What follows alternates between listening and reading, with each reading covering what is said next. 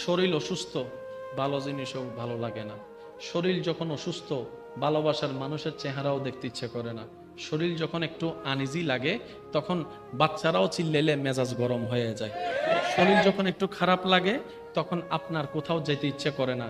লন্ডনের বিষয় এনে দিলেও আপনি সেটার দিকে তাকাইতে ইচ্ছা করবে না। আপনি বলবেন রথ চলে না, শরীর চলে না, শুয়ে থাকা ছাড়া আমার আর কিচ্ছুই ভালো লাগে না।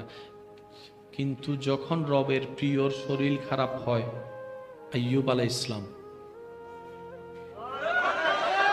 সুবহানাল্লাহ জোরে বলি না, একই শরীর খারাপটা যখন রবের প্রিয় বান্দার হয়, তখন ওনার শরীর থেকে পুঁজ পড়লেও উনি বলে আলহামদুলিল্লাহ, পোকা পড়লে বলে আলহামদুলিল্লাহ, পোকাটা তোলে বলে আলহামদুলিল্লাহ, শরীর শরীর পছন্দ ধরেছে বলে আলহামদুলিল্লাহ, পরিবার ছেড়ে গেল বলে আলহামদুলিল্লাহ, শুতে কষ্ট বলে আলহামদুলিল্লাহ, হাঁটতে কষ্ট বলে আলহামদুলিল্লাহ, গোসল আগের মতো করতে পারে না বলে আলহামদুলিল্লাহ।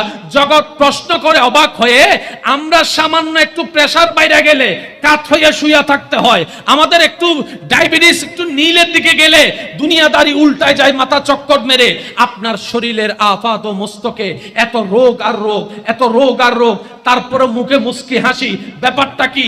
আইয়ুব নবীর দরবার থেকে উত্তর আসবে, যেই জায়গায় অশান্তি হওয়া সেটার নাম মন। আর আমি আইয়ুব আমার মনের সাথে দুনিয়ার কানেকশন লাগাই নাই, শান্তিদাতা রবের দরবারে কানেকশন লাগিয়েছি। কষ্টের মধ্যেও শান্তির দেখা মিলে যাচ্ছে। রবের কাছে বোকা বান্দারা বলে, মওলা ভুল করছি, শান্তি খুঁজছি যার কাছে আই লাভ ইউ, 3-4 দিন বলে আই হেট ইউ। তো মানুষ সুখের জন্য বিয়ে করে, আদালতে এত মামলা কেন? মানুষ শান্তিতে থাকার জন্য জায়গা কিনে, এত মামলা কেন? মনে রাখবেন, যদি কানেকশনটা ঠিক জায়গায় না লাগে, কখনো বাতি জ্বলবে না।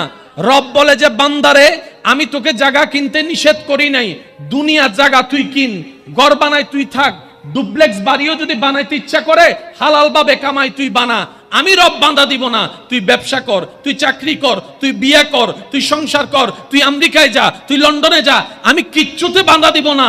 কিন্তু বান্দা এতটুক মনে রাখিস, দিন শেষে যেহেতু ইন্না লিল্লাহি ওয়া ইন্না ইলাইহি রাজিউনের মাধ্যমে আমার কাছে যেহেতু বাধ্য হয়ে আসতেই হবে, চালাকি করে আগে থেকে কানেকশনটা জোর লাগাই রাখ।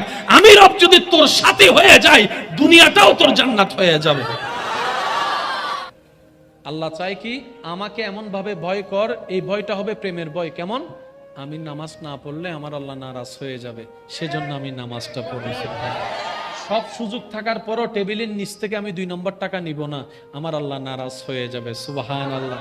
আমি সন্তান হয়ে মা বাবার সাথে চিল্লাই কথা বলবো না, আমার রব নারাজ হয়ে যাবে। আমি স্বামী হয়ে বউকে যৌতুকের জন্য অত্যাচার করব না, আমার রব নারাজ হয়ে যাবে। আমি স্ত্রী হয়ে স্বামীকে